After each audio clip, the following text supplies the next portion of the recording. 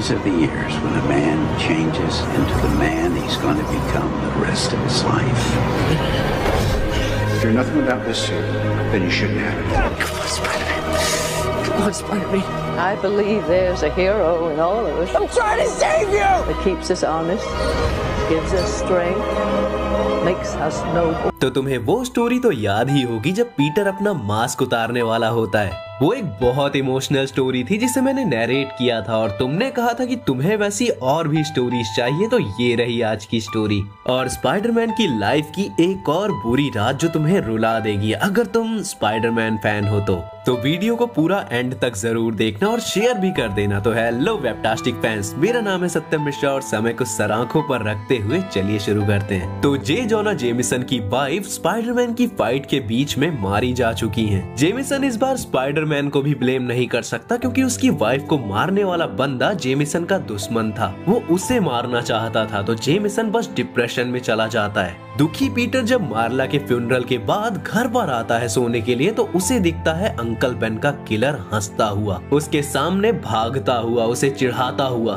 पर तभी uncle Ben Peter को रोक कर बोलते हैं, पीटर सब ठीक है, मैं शांति में हूँ। पीटर बोलता है पर आपको मारने।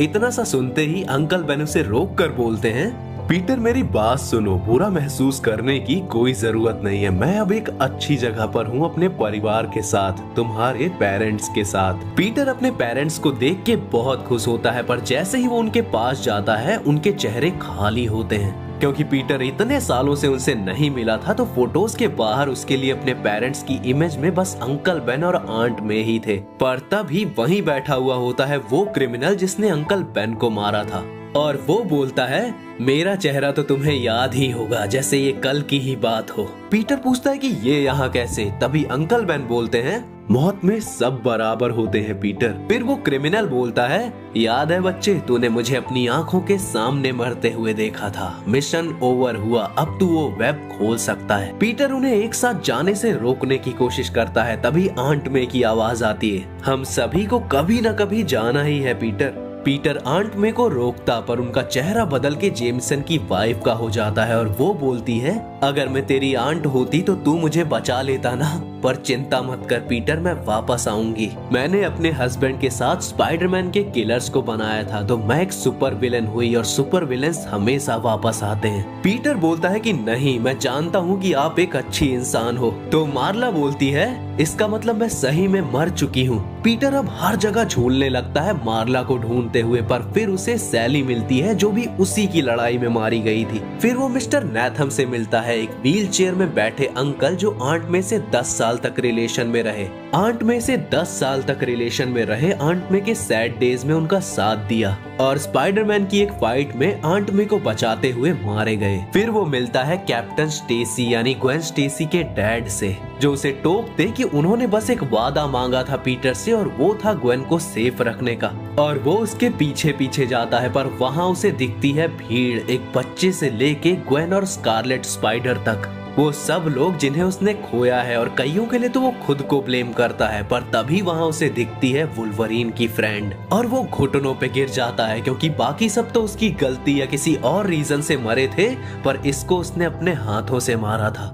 अब ये कैसे हुआ अगर ये जानना है तो कमेंट कर दो वुल्वरीन की फ्रेंड और मैं वो कॉमिक भी ले आऊंगा। पर अभी पीटर दुखी था, वो बोल रहा था कि मैं किसी को नहीं मारना चाहता, ये मैं हूँ ही नहीं। पर तभी ग्रीन गॉब्लिन की आवाज आती है, झूठ बोल रहे हो बच्चे, सच बोलो कि तुम अपनी उंगलियां मेरी गर्दन पर नहीं लपेटना चाहते ताकि मेरी जान ले लो।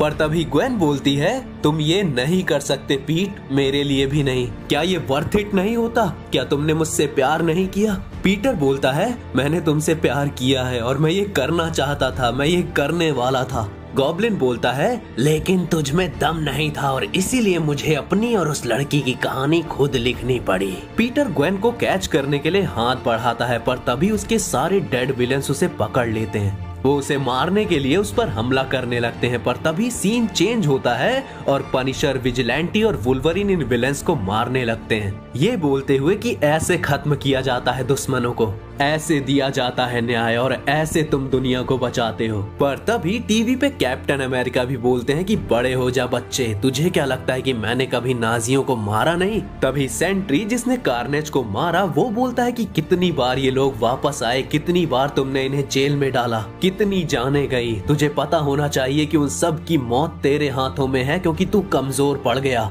पीटर बोलता है कि किसी के पास किसी की जान लेने की ताकत नहीं होनी चाहिए, ये हमारा हक नहीं है, ये हमें करप्ट कर देता है। तो सेंट्री बोलता है कि मैं इस चीज को बिल्कुल बदलना नहीं चाहूंगा और पीटर वापस उसी जगह पहुंच जाता है जहां अंकल बेन का किलर उसके सामने से भागता है। पर इस बार वो उसका गला पकड़ लेता है, वो उसे मारने लगता है और बोलता है कि अब वो वैसे सफर नहीं करेगा जैसे मैंने किया। पर जब वो नीचे देखता है तो और कोई नहीं, उसकी मार खाए हुए अंकल बेन थे और वो बोलते हैं तो तू ऐसे मेरे प्यार का बदला चुकाएगा।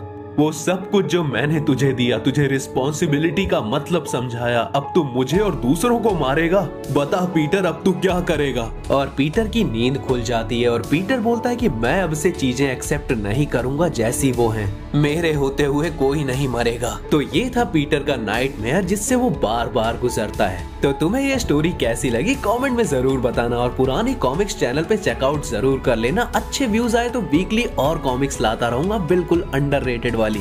बाकी मैं मिलता हूँ किसी और वीडियो के साथ, तब तक के लिए be fantastic, be webtastic. No matter how buried it gets or how lost you feel, you must promise me that you will hold on to hope. Keep it alive. We have to be greater than what we suffer. My wish for you is to become hope. People need that.